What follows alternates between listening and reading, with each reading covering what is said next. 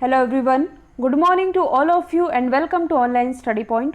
दोस्तों, आज है 13 मई और आज की इस वीडियो में हम 13 मई से रिलेटेड करंट अफेयर के सभी इंपॉर्टेंट क्वेश्चन को कवर करने वाले हैं।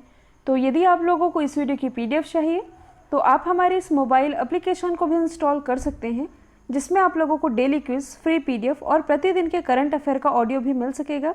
लिंक डिस्क्रिप्शन बॉक्स में दी हुई है। स्टार्ट करते हैं। हमारा पहला क्वेश्चन, हाल ही में चर्चे में रहा अल अक्सा मस्जिद, ये कहाँ स्थित है? तो अल अक्सा मस्जिद, इसकी न्यूज़ तो आप लोगों ने पढ़ी ही भी होगी। 2 दिनों से ये और भी ज़्यादा चर्चे में है।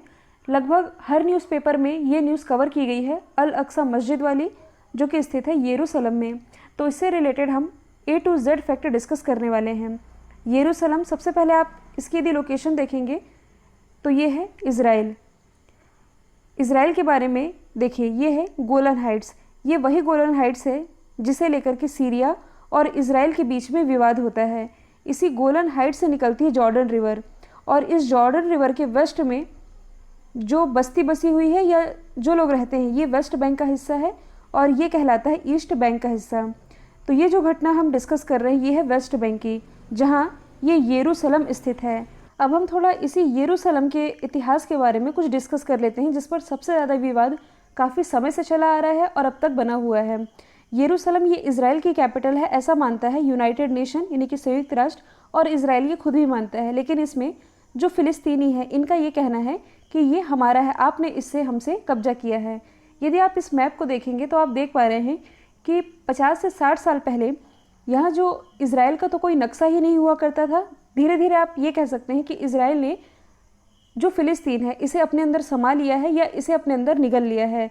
तो यदि आप नक्शे में देखेंगे तो अब आप लोगों को फ़िलिस्तीन का नक्शा कहीं भी देखने को नहीं मिलेगा, और इसी यरूशलेम पर कब्जा कर लिया है इज़राइल ने। अब थोड़ा आप ये भी जानेंगे कि ये जो यरूशलेम है, इसी के लिए एक युद्ध हुआ था 1967 में, जिसे आप 6 डे वॉर के नाम से जानते हैं। 6 डे वॉर, ये क्या था? तो ये जो इज़राइल है ये धीरे धीरे इस एरिया में फैलते जा रहा था, और इसके बाद जब कुछ कंट्रीज़ ने इसका विरोध करना शुरू किया तब इसने क्या किया, इजिप्ट के कुछ हिस्से में कब्जा कर लिया, जॉर्डन का हिस्सा हड़प लिया।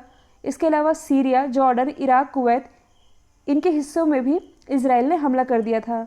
मतलब कि एक राष्ट्र होकर के, हालांकि ये राष्ट्र अपने आप को कहता भले है, एक राष्ट्र होकर के इतने सारे देशों पर इसने हमला किया और उस पर विजय भी हासिल की, तो इसकी शक्ति दुनिया के सामने दिखने लगी थी। तो उस समय इज़राइल ने क्या कहा था कि मैं आप लोगों को आपका हड़पा हुआ हिस्सा लौटा दूंगा, लेकिन उससे पहले आप लोगों को हमें एक देश के रूप में मान्यता देनी होगी। तो इस शर्त पर जो इज़राइल है इसने इन कंट्रीज़ के इन हिस्सों को लौटाया था। ये तो बात हो गई इसकी हिस्ट्री की।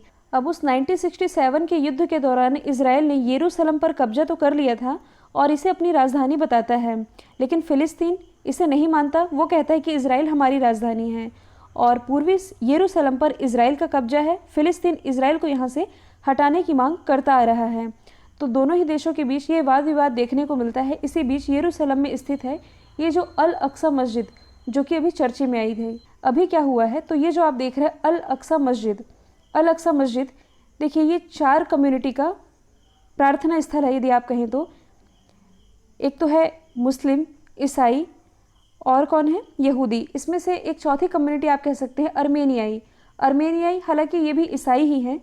तो जो मुस्लिम लोग हैं इनका ये मानना है कि इनके जो धर्म प्रवर्तक थे पैगंबर हज़रत मोहम्मद, ये मक्का से यहीं आए थे और यहीं से इन्होंने जन्नत की यात्रा तय की थी। ईसाई ये मानते हैं कि ईसा मसीह को इसी सूली पर चढ़ाया गया था, मतलब कि यही सूली पर चढ़ाया गया था और इन्होंने दोबारा से इसी स्थान पर जन्म लिया था। जबकि यहूदी ये मानते हैं कि यहीं पर इब्राहिम ने अपने बेटे इसहाक की कुर्बानी दी थी और यहीं से विश्व का निर्माण हुआ था। तो 3 कम्युनिटी है जिनका ये प्रार्थना स्थल है। तो अभी क्या हुआ है कि कुछ दिन पहले ही जब यहाँ यहूदी लोग इकट्ठा हुए थे, क्योंकि ये इनका भी पूजनीय स्थल है, ये जो वेस्टर्न वॉल आप देख रहे हैं, तो ये इनके लिए भी पूजा का स्थान है। तो हुआ क्या है कि यहाँ मुस्लिम और यहूदियों के बीच एक झड़प देखने को मिली है। पटाखे फोड़े गए हैं, बम फोड़े गए हैं, और न्यूज़ ऐसी भी आ रही है कि गोलियाँ भी चलाई गई हैं, जिससे कि यहाँ 200 से अधिक लोग घायल हुए हैं और 50 से अधिक लोगों की जो कंडीशन है ये क्रिटिकल बनी हुई है। तो ये सारी न्यूज़ तो चल ही रही थी। इस दौरान फ़िलिस्तीन ने क्या किया है, बदला लेने के लिए इज़राइल पर 7 रॉकेट दागे हैं और इस पर इज़राइल के द्वारा भी जवाबी कार्रवाई की गई है। तो ये न्यूज़ ग्लोबल बन चुकी है। सारे देश अपनी अपनी प्रतिक्रियाएं दे रहे हैं। देश छोड़िए, जो कम्युनिटी के लोग हैं, जो यहूदी लोग हैं, यहूदियों को, ईसाई, मुस्लिम, सब अपनी अपनी कम्युनिटी को सपोर्ट कर रहे हैं। तो यही सारी जो घटना है जो कि घटित हुई है यरूशलेम में, और ये ग्लोबल न्यूज़ बन चुकी है। अगला क्वेश्चन है, कौन सी स्पेस एजेंसी 2022 में डॉजी-1 मिशन टू मून लॉन्च करेगी? तो डॉजी-1 मिशन टू मून जो कि लॉन्च करेगी स्पेस एक्स, जो कि एलन मस्क की कंपनी है, और ये अमेरिका की एक प्राइवेट स्पेस एजेंसी है, मालिक है एलन मस्क। और ये जो सैटेलाइट लॉन्च किया जाएगा जिसका नाम है डॉजी-1, देखिए यहाँ टाइपिंग मिस्टेक है। इसकी खास बात क्या है, 2022 में इसे तो लॉन्च किया जाना है। खास बात यह है कि पूरी तरह से क्रिप्टो करेंसी के द्वारा वित्त पोषित होगी। क्रिप्टो करेंसी क्या है, इसके बारे में मैंने आप लोगों को 8 से 10 बार ऑलरेडी बता रखा है। क्रिप्टो करेंसी आप कह सकते हैं एक तरह की आभासी मुद्रा है।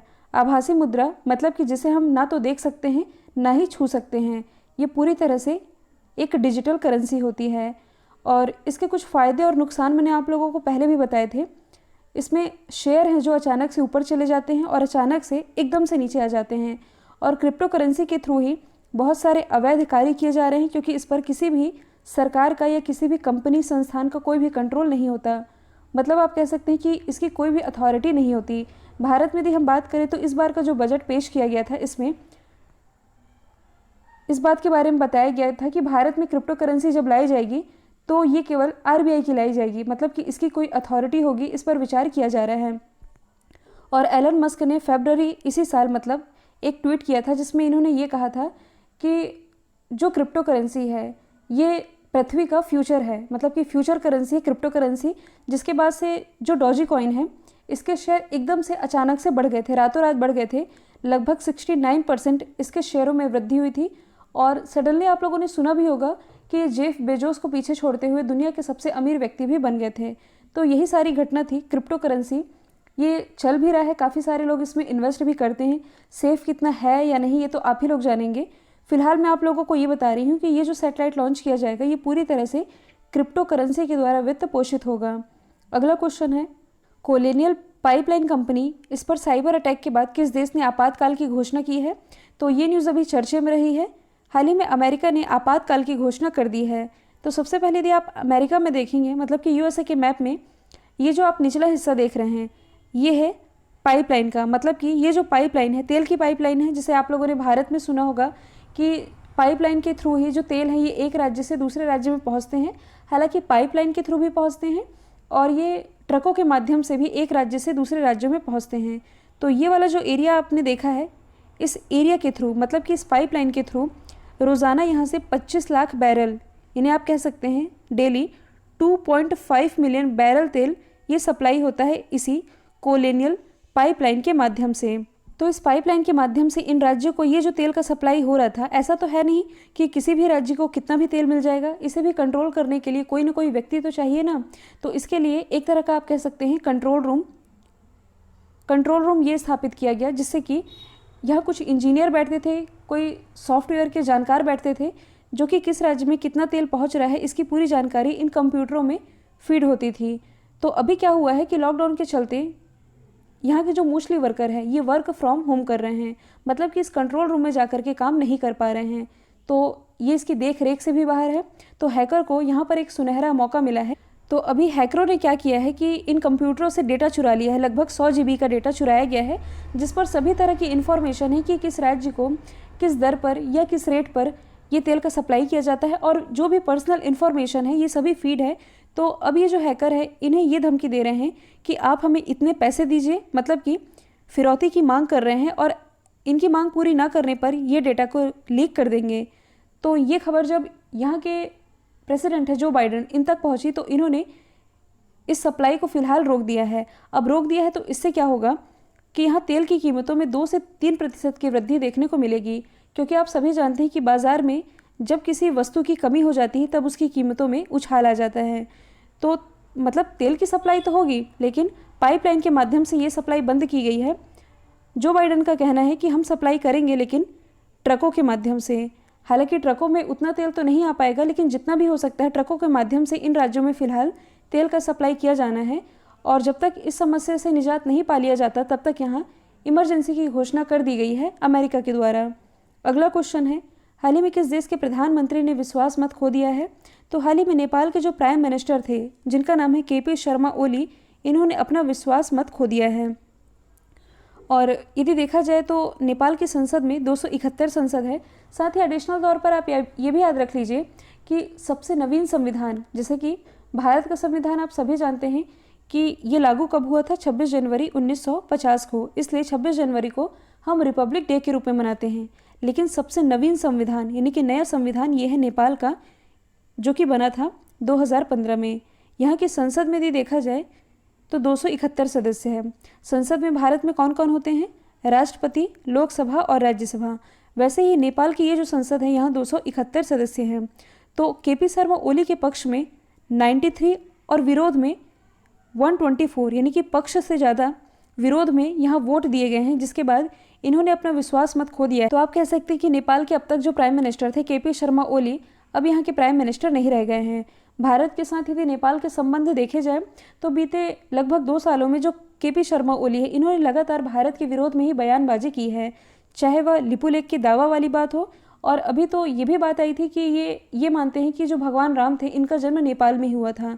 मतलब कि पूरी तरह से चाइना के कंट्रोल में है, चाइना जैसा कहता है ये वैसा ही करता है।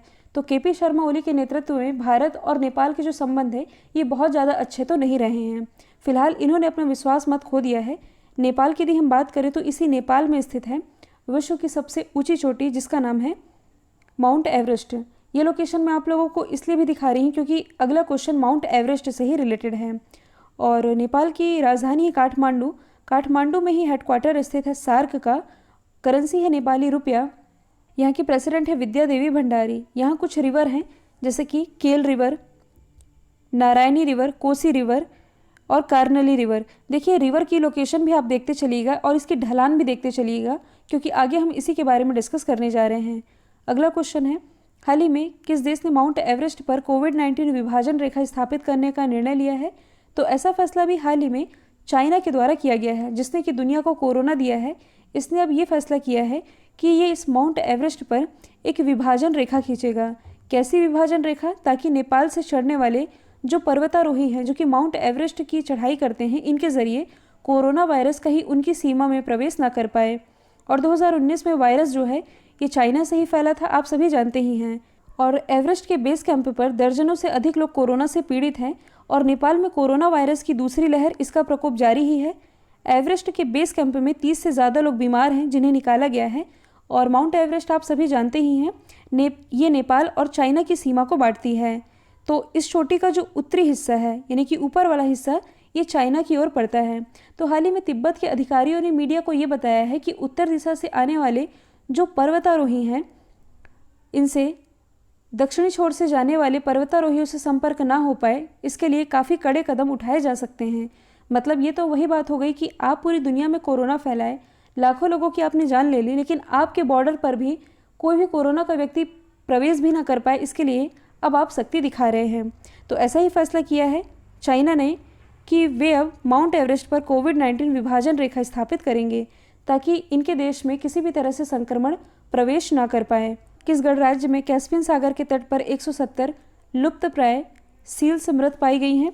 तो ये भी हाल ही में पाई गई हैं डैगस्टॉन में। डैगस्टॉन जो कि रशिया का ही एक गणराज्य है। सबसे पहले आप मैप में देखेंगे तो ये है कैस्पियन सी, जिसके बारे में हम डिस्कस कर रहे हैं। कैस्पियन सी की सीमा जो है ये कुल कितने देशों से लगती है? 5 देशों से। इसे आप ऐसे याद रख सकते हैं, किराट, K for Kazakhstan, I for Iran, R for Russia, A for Azerbaijan और टी फॉर तुर्कमेनिस्तान। कई बार एग्जाम में ऑप्शन दे दिया जाता है और पूछा जाता है कि किसकी सीमा कैस्पियन सी से नहीं लगती। तो ये आप देख सकते हैं अभी हुआ क्या है कि इसी कैस्पियन सी में ये जो सील्स मृत पाई गई हैं, जिसकी इमेज आप देख पा रहे हैं, जो कि चर्चा का विषय बन चुका है। 170 लुप्तप्राय सील्स को यहाँ मृत अवस्था में देखा गया है। इसका रीज़न क्या माना जा रहा है कि इसी कैस्पियन सी में जो औद्योगिक प्रदूषण बढ़ रहा है, जो 5 कंट्रीज़ इससे सीमा साझा करती हैं, इनके उद्योगों के द्वारा यहाँ से ये जो कचरा प्रवाहित किया जाता है, इस कचरे के कारण यहाँ इन सील्स की मृत्यु हुई है। तो इन देशों के द्वारा फैलाए जाने वाले प्रदूषण के कारण, औद्योगिक प्रदूषण के कारण इन सील्स की मृत्यु हो रही है। 20वीं शताब्दी की शुरुआत में इनकी संख्या 1 मिलियन से अधिक थी, जो कि अब तक 70,000 तक पहुंच चुकी है। तो ये एक चिंता का विषय है। अगला क्वेश्चन है, हाल ही में किस राज्य में एक ऑनलाइन बाढ़ रिपोर्टिंग और सूचना प्रबंधन प्रणाली शुरू की गई है? इसकी शुरुआत अभी हाल ही में असम में की गई है। अब इसे आप समझिएगा, अभी जब मैंने आप लोगों को नेपाल का मैप दिखाया था तो यहाँ से यदि आप देखेंगे तो नदियाँ बहती हुई आती हैं। 4 नदियों के नाम तो मैंने आप लोगों को बताए ही थे। इंडिया का ये वाला जो हिस्सा है ये कटोरा की आकृति में है, कटोरा जिसे आप बाउल कह सकते हैं। तो यदि देखा जाए तो भारत का ये वाला हिस्सा बाढ़ से सबसे ज़्यादा प्रभावित होता है। इसके लिए हाल ही में असम गवर्नमेंट ने क्या किया, फ्रम्स पहल की शुरुआत की है। फ्रम्स यानी कि flood reporting and information management system, जिसे आप हिंदी में कह सकते हैं बाढ़ रिपोर्टिंग और सूचना प्रबंधन प्रणाली। तो इस सिस्टम के माध्यम से मतलब कि बाढ़ की जो भी जानकारी है, रिपोर्ट है, ये ऑनलाइन मोबाइल पर ही मिल सकेगी और ऐसी फैसिलिटी प्रोवाइड कराने वाला असम भारत का पहला राज्य बन गया है। असम की यदि हम बात करें तो इसकी राजधानी है दिसपुर। मुख्यमंत्री अभी हाल ही में बनाए गए हैं हेमंत बिस्वा। यहाँ टाइपिंग मिस्टेक है, इसे मैं PDF में मॉडिफाई कर दूंगी। राज्यपाल है जगदीश मुखी, मुख्य न्यायाधीश है सुधांशु धुलिया। काजीरंगा राष्ट्रीय उद्यान यहीं स्थित है। बिहू यहाँ का त्यौहार है। माजुली नदी द्वीप दुनिया का सबसे बड़ा नदी द्वीप है और भारत का पहला मल्टी मॉडल लॉजिस्टिक पार्क ये भी बन रहा है असम के जोगीघोपा में। हाल ही में किसने भारत में कोविड-19 संकट के समाधान के लिए $25 मिलियन दान दिया है? तो भारत की हेल्प के लिए हाल ही में जो ट्विटर है इसके द्वारा $15 मिलियन ये दान किया गया है। यदि हम बात करें कि ये जो $15 मिलियन जो कि भारत को दान किए जा रहे हैं, इसका इस्तेमाल कहाँ किया जाएगा, मतलब कि किन्हें किन्हें ये पैसा मिलेगा? तो केयर जो कि एक रेटिंग एजेंसी है, एड इंडिया और सेवा इंटरनेशनल USA जो कि एक संस्थान है और ये सभी गैर लाभकारी संस्थान हैं, इन्हें ही ये पैसा मिलेगा और इन पैसों से ऑक्सीजन कॉन्सन्ट्रेटर के अलावा वेंटिलेटर जैसी मशीनें खरीदी जा सकेंगी, जिन्हें सरकारी हॉस्पिटल और कोविड केयर सेंटर में पहुंचाया जाएगा। यदि हम बात करें, ट्विटर की स्थापना हुई थी 2006 में। हेडक्वार्टर स्थित है सैन फ्रांसिस्को कैलिफोर्निया में। CEO है जैक डॉर्सी। एक्सरे में कोविड-19 बीमारी की मौजूदगी का पता लगाने के लिए आत्मन आर्टिफिशियल इंटेलिजेंस टेक्नोलॉजी किसने डेवलप की है? तो ये भी हाल ही में डेवलप की गई है DRDO के द्वारा। अभी है क्या, तो देखिए जो भी कोरोना पेशेंट है यदि वे अपना RT-PCR टेस्ट करवाते हैं तो कई बार ऐसा होता है कि ये टेस्ट भी उतना सही नहीं आ पाता। जिनका पॉजिटिव रहता है कई बार उनका भी निगेटिव बता देता है और जिनका निगेटिव होता है कई बार उनका भी ये पॉजिटिव बता देता है। तो ये जो नई टेक्नोलॉजी डेवलप की गई है आत्मन AI तकनीक जो कि DRDO ने डेवलप की है, इसके माध्यम से क्या होगा कि इस तकनीक के माध्यम से कोरोना का जल्द ही पता लगाने के लिए CT स्कैन कराने की ज़रूरत नहीं पड़ेगी। तो होगा क्या, आर्टिफिशियल इंटेलिजेंस पर आधारित ये जो सॉफ्टवेयर है इसके माध्यम से एक्सरे इमेज के माध्यम से ही कुछ ही मिनटों में पता चल जाएगा कि व्यक्ति को कोरोना के लक्षण है या नहीं। यदि हम बात करें, DRDO की स्थापना हुई थी 1958 में। हेडक्वार्टर स्थित है नई दिल्ली में। अध्यक्ष हैं G सतीश रेड्डी। राष्ट्रीय प्रौद्योगिकी दिवस कब मनाया गया, यानी कि नेशनल टेक्नोलॉजी डे? तो ये भी हाल ही में 11 मई को मनाया गया है और इसे मनाए जाने की शुरुआत कब से की गई थी? 1998 से। मतलब कि 11 मई 1998 को ऑपरेशन शक्ति के तहत राजस्थान में जो भारतीय सेना ने पोखरण टेस्टिंग की थी, इसके बाद से 11 मई को राष्ट्रीय प्रौद्योगिकी दिवस के रूप में मनाया जा रहा है। और इस दिवस को मनाए जाने का मुख्य उद्देश्य है कि लोगों को विज्ञान के प्रति मतलब कि इनका इंटरेस्ट बढ़ाया जाए, इसके लिए ये दिवस मनाया जाता है। और इस बार की थीम थी science and technology for a sustainable future. कल जो मैंने आप लोगों से सवाल पूछा था इसका राइट आंसर था हेमंता बिस्वा शर्मा। अब आप लोगों के लिए आज का सवाल है, ICC player of the month अप्रैल के लिए ये खिताब किसने जीता है? इसका जो भी आंसर कमेंट बॉक्स में बताइएगा। वीडियो यदि पसंद आए तो लाइक कीजिए, शेयर कीजिए और चैनल को सब्सक्राइब करना बिल्कुल मत भूलिएगा। आज के लिए इतना ही। Thank you so much.